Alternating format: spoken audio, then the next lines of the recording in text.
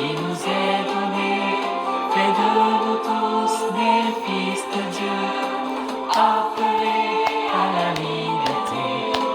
Glorifions Dieu par notre vie.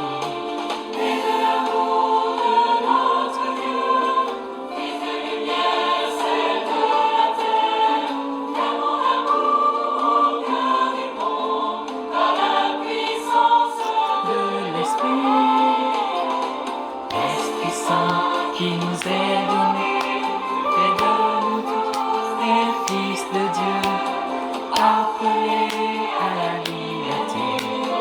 Glorifions Dieu par notre vie. Bonjour à tous et à toutes et bienvenue à notre rendez-vous quotidien consacré à la méditation de la parole de Dieu. Nous sommes aujourd'hui le mardi 14 juin 2022. Vous faites bien de vous connecter sur cette chaîne pour la halte spirituelle. Installez-vous bien. Matthieu 5, 43 à 48.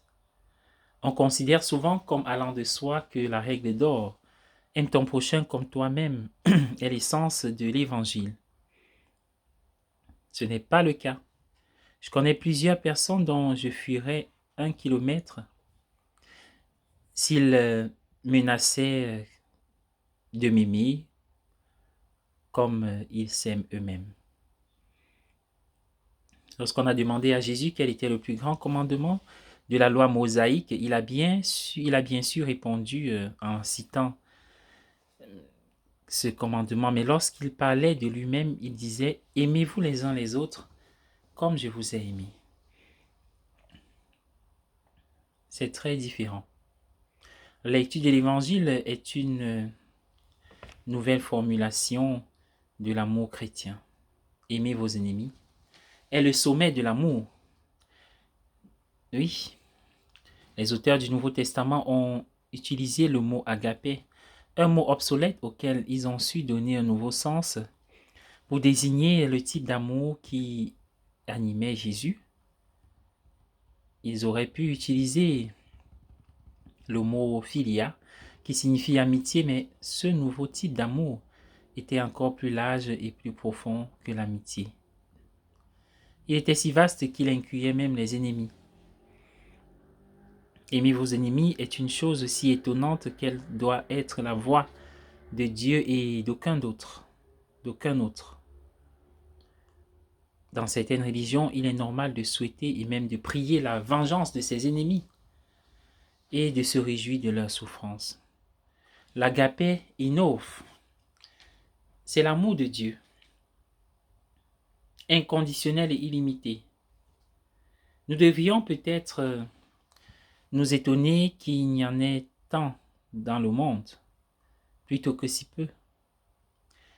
Thomas Merton a écrit notre tâche consiste maintenant à apprendre que si nous pouvons voyager jusqu'au bout du monde et nous retrouver dans l'aborigène qui diffère le plus de nous, nous aurons accompli un pèlerinage fructueux.